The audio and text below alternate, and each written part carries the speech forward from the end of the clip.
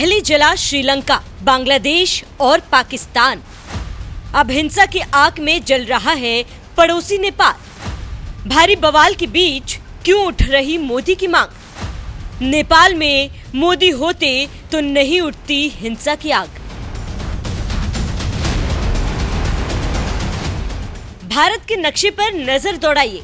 सबसे नीचे है श्रीलंका, जहां साल 2022 में सरकार के खिलाफ विद्रोह की ऐसी आग भड़की, तत्कालीन राष्ट्रपति गोटाबाया राजपक्षे को देश छोड़कर भागना पड़ा। साल वही था, लेकिन इस बार निशाने पर था पड़ोसी मुल्क पाकिस्तान, जहां तत्कालीन प्रधानमंत्री इमरान खान के खिलाफ अविश्वास प्रस्ताव लाकर उन्हें सत्ता से हटाकर जेल में डाल दिया गया। और इस साजिश के पीछे इमरान खान ने अमेरिका का हाथ बताया था। इसके बाद साल 2024 में भारत के एक और पड़ोसी देश बांग्लादेश में शेख हसीना सरकार के खिलाफ विरोध प्रदर्शन हुआ और प्रदर्शन के नाम पर हिंसा को अंजाम देते हुए प्रदर्शनकारी सीधे संसद में घुस गए। बढ़ते विरोध के बाद तत्कालीन पीएम शेख हसीना बांग्लादेश से भागकर भारत में शरण लेनी पड़ी। श्रीलंका, पाकिस्तान, बांग्लादेश के बाद अब भारत का एक और पड़ोसी देश नेपाल विरोध प्रदर्शन की आग में जल रहा है। चारों ओर हिंसा और आगजनी हो रही है, नेताओं के घर जलाए जा रहे हैं। तो वहीं इसी बीच नेपाल में मोदी जैसे प्रधानमंत्री की मांग उठ रही है।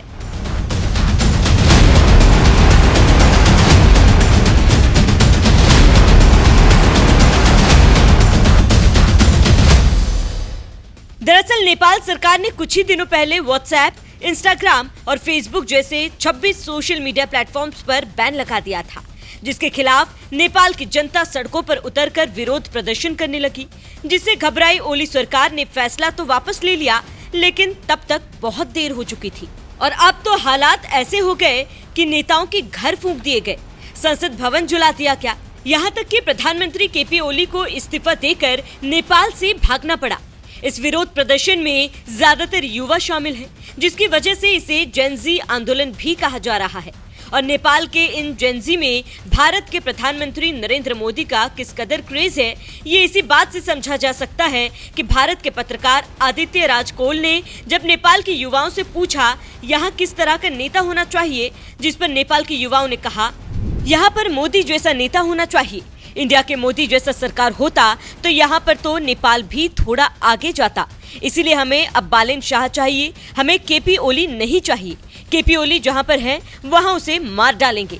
वो दुबई गया है, दुबई में भी नेपाल के लड़के लोग हैं, उसका मर्डर करेंगे तब मैटर क्लोज होगा।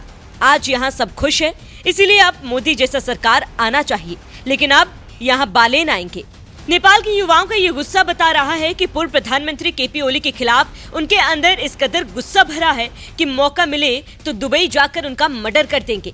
इसी बात से समझ सकते हैं कि नेपाल की सत्ता संभाल रहे केपी ओली को क्यों देश छोड़कर भागना पड़ा। तो वहीं दूसरी तरफ भारत के प्रधानमंत्री नरेंद्र मोदी के लिए भी नेपाल में जबरदस्त क्रेज देखने को मिल रहा है। नेपाल के युवा तो काठमांडू के मेयर बालेन शाह में पीएम मोदी की छवि देख रहे हैं और मांग कर रहे हैं कि हमें मोदी जैसे नेता बालेन शाह चाहिए। तो वहीं अब ये भी जान लीजिए कौन है बालेन शाह, जिनकी तुलना नेपाल के युवा पीएम मोदी से कर रहे हैं। कौन है बालेन शाह? 27 अप्रैल 1990 को जन्मे बालेन शाह का पूरा नाम बालेन्द्र शाह है। 2022 में बालेन शाह नेपाल की राजधानी काठमांडू के मेयर बने। 2010 के शुरुआती दशक में बालेन शाह चर्चित रैपर भी रह चुके हैं। 2023 में टाइम मैगजीन की शीर्ष 100 पर्सनालिटीज की लिस्ट में थे। 35 साल के मेयर बालेन शाह नेपाल के युवाओं में चर्चित चेहरा है। बालेन शाह किसी सियासी पार्टी से नहीं जुड़े, निर्दलीय उम्मीदवार के तौर पर चुनाव जीतकर काठमांडू के मेयर बने। और सबसे बड़ी बात यह है कि मेयर बनने से पहले ही बालेन शाह ने साल 2017 के स्थानीय चुनाव के दौरान कहा था कि आज वोट नहीं करूंगा, मैं उम्मीदवार नहीं हूं, मैं सिविल इंजीनियरिंग में ग्रेजुएट हूं और स्ट्रक्चरल इंजीनियरिंग में मास्टर्स कर रहा हूं। मुझे पता है कि कैसे एक देश को संवारा जाता है। मैं अपना वोट अगले चुनाव में खुद को दूंगा। मैं अपने देश की तरक्की चाहता हूं और इसके लिए मैं किसी अन्य पर निर्भर नहीं रह सकता। आम नेताओं से अलग बालेन शाह की इसी सोच ने इन्हें युवाओं में लोकप्रिय बना दिया। इतना ही नहीं, जब नेपाल में सरकार के खिलाफ विरोध प्रदर्शन हिंसक दौर में पहुंचने लगा और नेताओं के घर जलाए जाने लगे उस वक्त भी बालन शाह ने जेन जी के आंदोलन का समर्थन किया था और हिंसक प्रदर्शन रोके जाने की अपील करते हुए कहा था, मैंने पहले ही स्पष्ट कर दिया था कि यह जेन जी का आंदोलन है। प्रिय जेन जी, आपके हत्यारे ने इस्तीफा दे दिया है। अब संयम रखने की जरूरत है। देश की संपत्ति का नुकसान हमारी संपत्ति का नुकसान है। अब आपकी पीढ़ी देश का नेतृत्व करेगी। इसके लिए तैयार रहिए। सेना प्रमुख के साथ वार्ता के लिए तैयार रहिए, लेकिन याद रखिए, वार्ता से पहले संसद का विघटन जरूरी है। नेपाल बवाल के बीच बड़ा चेहरा बनकर उभरे बालन शाह का ये बयान बता रहा है कि वो भी ओली सरकार के कितने बड़े विरोधी है। उन्होंने तो युवाओं से हिंसा का रास्ता छोड़ने के साथ ही यहाँ तक कह दिया कि अब आपकी पीढ़ी देश का नेतृत्व करेगी, जिसका मतलब साफ है कि एक तरफ जहां जेन जी बालन शाह को नेपाल का नेतृत्व सौंपना चाहते हैं, तो वहीं दूसरी तरफ खुद बालन शाह ने भी संकेत दे दिया है कि वो नेपाल की सत्ता संभालने के लिए तैयार है। लेकिन बालन शाह के साथ साथ कई और नाम सामने आ रहे हैं जिन्हें नेपाल की सत्ता सौंपने की बात हो रही है। अब देखना यह है कि नेपाल की सत्ता कौन संभालता है। लेकिन हाँ, नेपाल के युवाओं में जिस तरह से मोदी के लिए क्रेज देखा जा रहा है, वो भारत में बैठे मोदी विरोधियों को जवाब है, क्योंकि जिस मोदी विरोध के नाम पर भारत को भी नेपाल बनाने की बात की जा रही है, उन्हें पता होना चाहिए कि मोदी जैसे नेता जब नेपाल में इतने लोकप्रिय हैं, तो भारत में कितने लोकप्रिय होंगे। साल 2014 से लगातार तीसरी बार देश की सत्ता संभालना उनकी लोकप्रियता का ही प्रमाण है।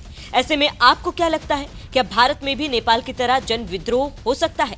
अपनी राय हमें कमेंट कर जरूर बताएं। साथ ही नेपाल के युवाओं ने क्या कुछ कहा, वो भी सुन लीजिए। स्टूडेंट को कल मार दिया गया, आप लोग देखिए 21-22, अब नंबर कितना है पता नहीं, 500 से जितना है सब इंजर्ड हुआ है। अब स्टूडेंट को ऐसे तरीके से मारेंगे तो कौन सा देश चलेगा? ये सब बहुत क्रूरल देश जैसा हो गया, क्रूरल शासन हो गया है। ये तो ओली का शासन ऐसा नहीं चलता है, कोई देश में ऐसा नहीं चलता है। ये एशिया में ऐसा कम्युनिस्ट शासन में आता है, इतना छोटे देश में तो कैसे चलेगा? कभी भी ऐसा नहीं चल रहा है। हम लोग का डेमोक्रेसी लाया है, इतने आदमी मर के डेमोक्रेसी लाया है। ये ऐसा डेमोक्रेसी किसको चाहिए? किसी को डेमोक्रेसी ऐसा नहीं चाहिए। आप लोग देख रहे हैं संसद भवन कितना जल रहा है। यहीं पर नेता लोग अपना भ्रष्टाचारी लुकाते हैं, बैठते हैं। अब क्या हो रहा है देखिए, आज सभी नेता लोग का घमंड तो टूट ही गया है ना। आप लोग भी देख रहे हैं। जैसे आप लोग देख रहे हैं, आज हमारे नेपाल में संसद भवन में पूरे जनता ने मिलके, जेन जी ने मिलके आज आग लगा दिया है। कल नेपाल पुलिस ने जितना ज्यादा किया है ना, कल कमती में 19 लोगों को, स्टूडेंट को नेपाल पुलिस ने गोली मारा, चुन के गोली मारा। उसने गोली मारने का एक तरीका होता है ना, गोर में मार के उसे घायल कर देने का, पर वैसा नहीं किया उसने सीधा यहाँ पर मारा है, डायरेक्ट वो मर गया है। और ये सरकार ये जो हुआ है ना, ये इतना कुछ ये सोशल बैंडिंग के लेके नहीं हुआ है। हम लोगों को चाहिए यूथ लीडर चाहिए। अब हम लोग परिवर्तन खोज रहे हैं। The Prime Minister has resigned, but that is not enough. The youth over here, they won't be satisfied just by the resignation of Prime Minister. We need Prime Minister to be in front of the people and be sorry for all the killings that he has done yesterday. Our friends, more than 20 friends have been killed, and many of the youths have been injured. They have been shot by bullets on their chest, on their legs, and many body parts. So we need all those corrupt politicians and corrupt politics to be completely extinct. We don't need any of these corrupt politicians here in Nepal. So this is the ultimatum of youth to all those corrupt politicians, whoever are here. All these corrupt politicians should surrender to the law of the nation, and they should be given punishment as hard as they could suffer. No worries.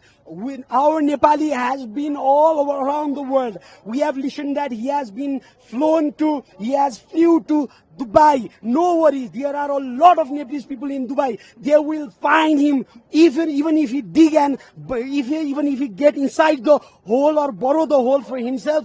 If he hide in the bunker, no worries. Our Nepalese will find him, and he should pay for all this that has happened here.